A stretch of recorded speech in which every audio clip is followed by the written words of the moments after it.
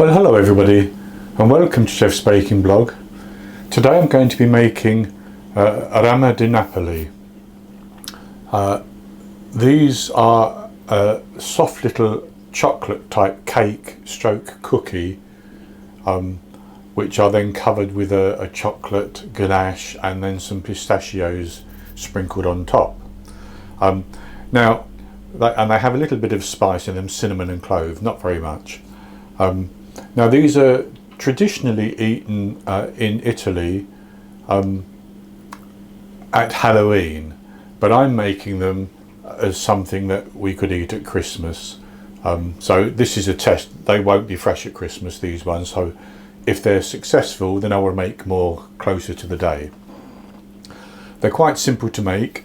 Some recipes have quite a runny liquid, runny batter using eggs, and they pipe them onto the baking tray. The one I'm using, which is from Giallo Zafferano, doesn't use any eggs. It uses more baking, or it uses baking powder instead. Uses baking powder instead. So you have a stiffer batter, which is going to be better for me in order to shape these cakes. So for the ingredients, first of all I should say I have my oven preheating at 180 Celsius, that's 160 Celsius with a fan, 350 Fahrenheit, and I've got a couple of baking trays which I've lined with some parchment paper. I need two because I'm making 18 of these cakes and they will spread as they bake, so I need to leave room for them. I'll have 9 on each tray.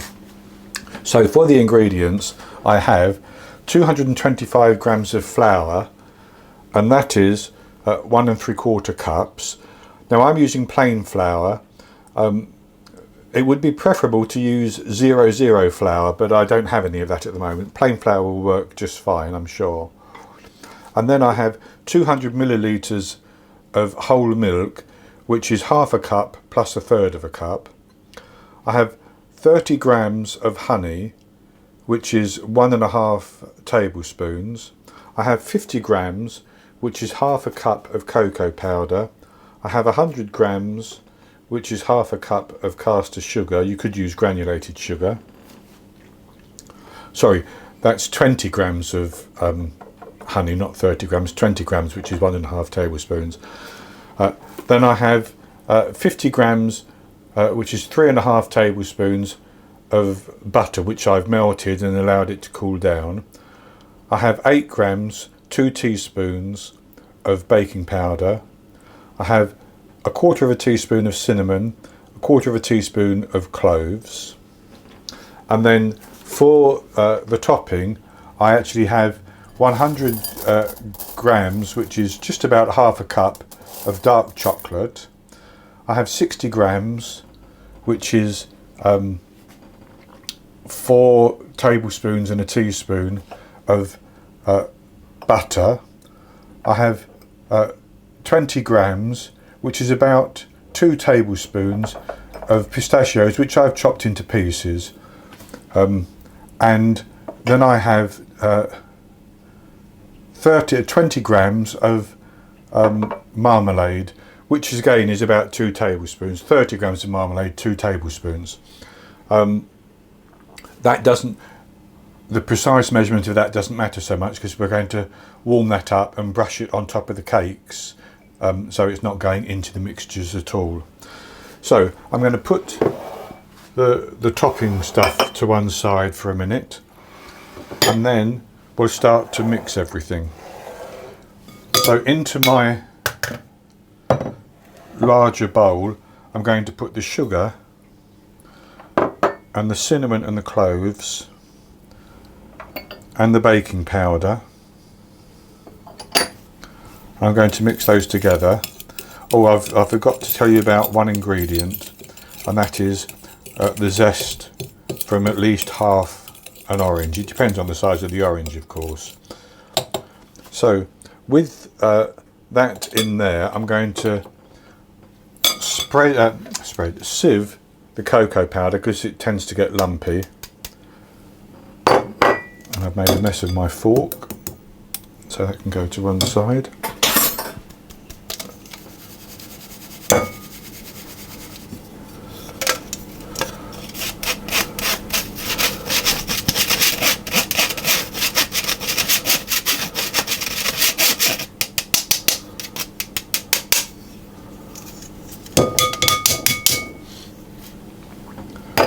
And then I'm going to grate my half an orange into it. Now I have washed my orange and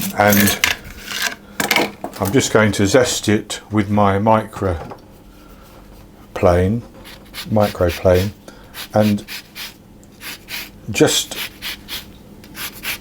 you don't want to get the white of the pith into it, because that would make things bitter.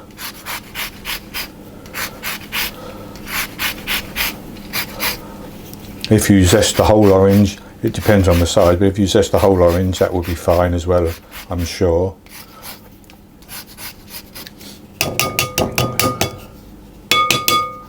So that's good enough, and I'm going to stir that and mix that in a little bit.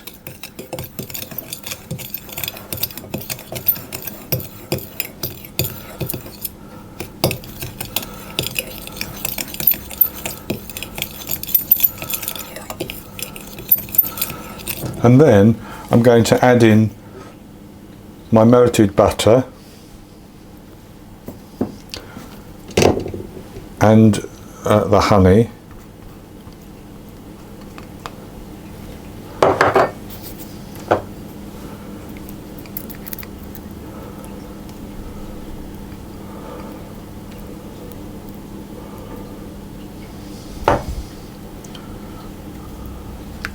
and mix it around to get it combined.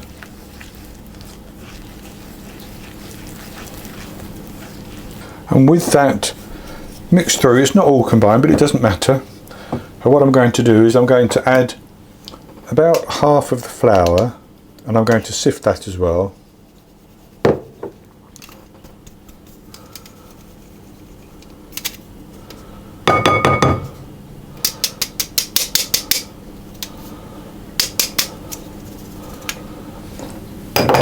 And I'm going to add about half of the milk,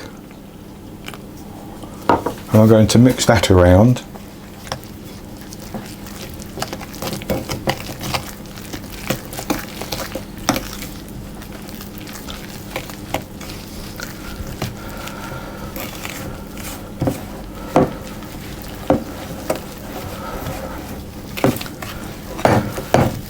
And then I'm going to add the rest of the flour and the rest of the milk.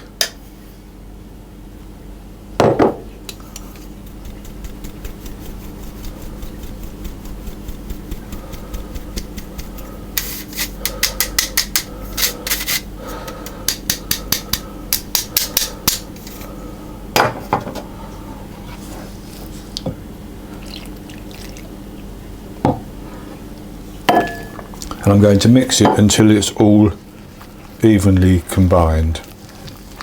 And with the mixture combined, it is quite wet. I thought it was going to be drier than that. What I'm going to do is I'm going to take 2 dessert spoons like that, and I'm going to try to grab about 34 to 35 grams of the mixture in one spoon.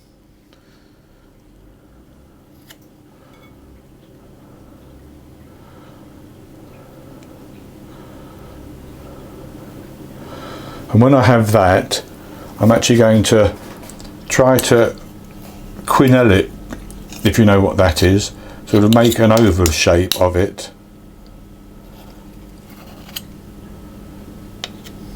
In the spoon.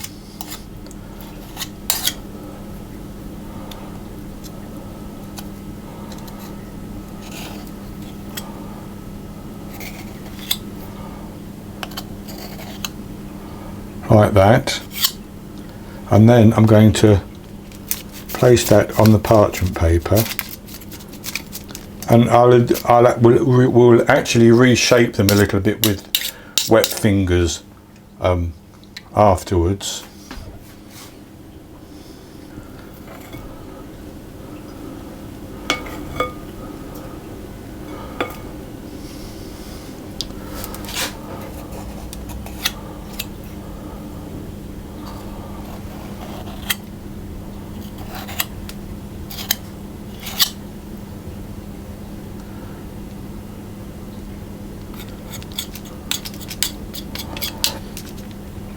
And by wetting one of the spoons, it helps it a little bit. And with those laid out like that, this one's not particularly well shaped. See if I can improve that a little bit.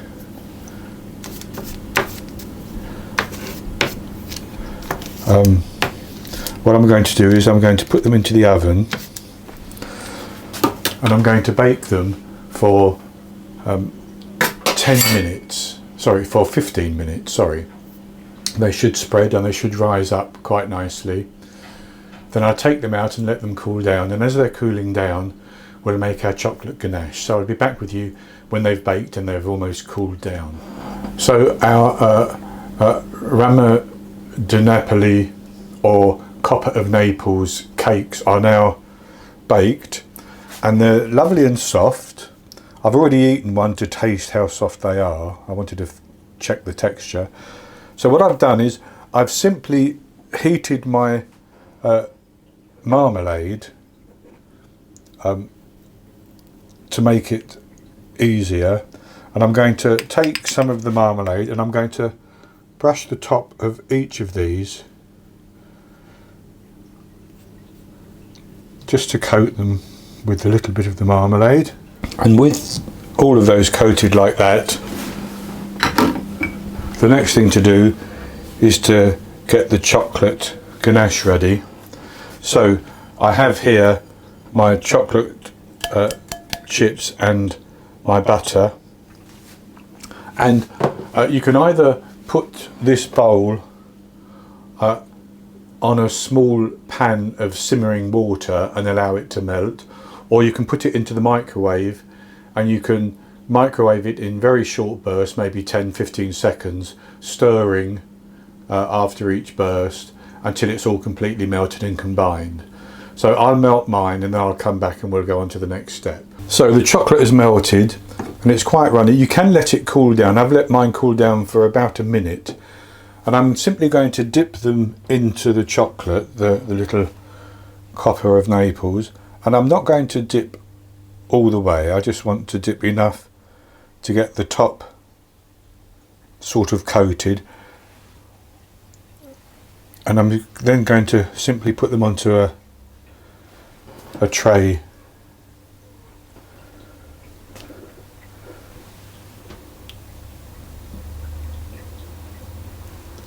for the chocolate to set.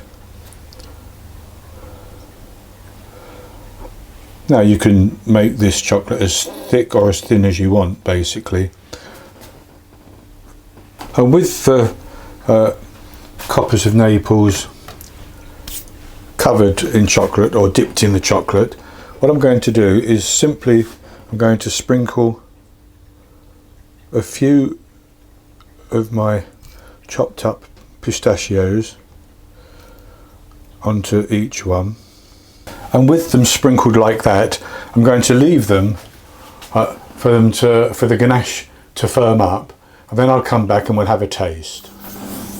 I've given our Rame di Napoli some time to firm up with the chocolate on top, and I've just laid out 3 here. So I'll have a taste of one. I'll break it in half and just show you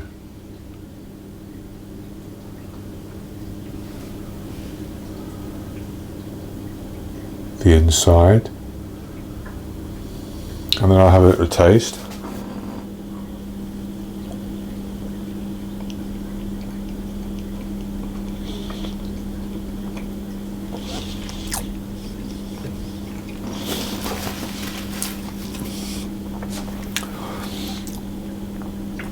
It's a nice soft cake, and obviously you get the chocolatey flavour. You just get the hint of the cinnamon and the cloves running through it. I don't think I can actually taste the orange apart from the slight marmalade, and then the nuts on top as well. Now these are not very sweet. They're not overly sweet at all. In fact, I think if anything, I could probably have added a little bit more sugar for my own personal taste. But if you add more sugar, then you affect the consistency of the batter, because as the sugar dissolves, more liquid will be created. So if I was to add more sugar, I would slightly reduce the amount of milk, or maybe I would adjust the milk to honey ratio as well a little bit.